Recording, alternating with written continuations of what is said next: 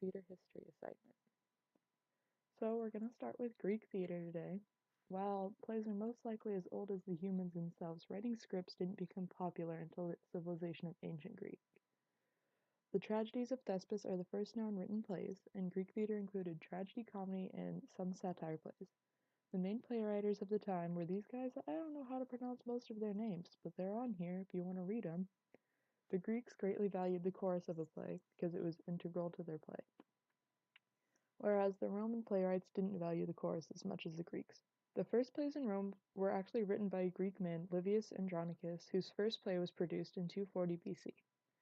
Our knowledge of Roman drama, though it is based on only three writers, Platus and Terence, who wrote comedies, and Seneca, who wrote tragedies, the Romans varied from the Greeks that they enjoyed different forms of entertainment, such as paratheatricals. Roman plays are rarely studied today. Medieval theater is also rarely studied today. As culture became increasingly focused on the Catholic religion, so did theater. Many plays were written during this time, but authors remained anonymous because they wrote their plays for the glory of God, not for the glory of people. Liturgical dramas and mortality plays were very popular during this time, and the first play written by a woman was also written during this time period. During the period of the Western Renaissance, dramas became increasingly secularized as they got away from the Catholic religion. Playwrights wrote in a lot of different genres, and they wrote innovative new tragedies that borrowed from Seneca, the Roman playwright. William Shakespeare was also brought about in this time, and he was called the greatest playwright of all time. Shakespeare acted, produced, and wrote his plays. He introduced iambic pentameter and created new words that we still use today. Shakespeare is still studied all over the world. I'm actually reading a Shakespeare play in my English class right now.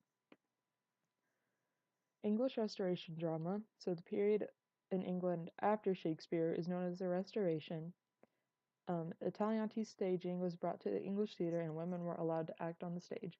Because of this, rape scenes became more frequent, as did breeches roles, in which actresses played female characters who dressed up as men at some point in the play. Although Shakespeare was still popular, more plays were written along the lines of neoclassicism. French neoclassicism became very popular. The government realized that its usefulness to control the culture.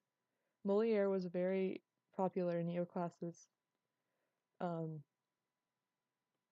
and Victor Hugo's non-neoclassical romantic tragedy Hernani caused a cultural battle between the neoclassicists and the romantics, in which the romantics won out. Romanticism was a diverse movement including the rejection of universal rules, embracing the natural world, and the idealization of the artist as genius. Shakespeare became popular once again during the era of Romanticism, and this movement paved the way for the most popular theatrical form of the 19th century, melodrama. Melodrama, meaning music drama, developed as a form of escapism from the social ills that grew out of the Industrial Revolution, such as poor working and living conditions. These plays had a villain, a hero, and a heroine, and had scenes where evil was punished and good was rewarded. Melodramas are not so popular in theater today, but they are more common in the media of television and film. During the latter half of the 19th century, various social movements, theories, and philosophy contributed to realism's development. Charles Darwin's theories on evolution, survival of the fittest, and heredity versus environmental influences on humans, Sigmund Freud's exploration of psychological motivation, and Auguste Comte's advocacy of the scientific study of sociology all influenced realistic drama. Playwrights began to apply the scientific method to their art and search for truths about humanity in order to improve societal conditions. That's the end of my presentation. Thank you for watching, and I'll see you sometime.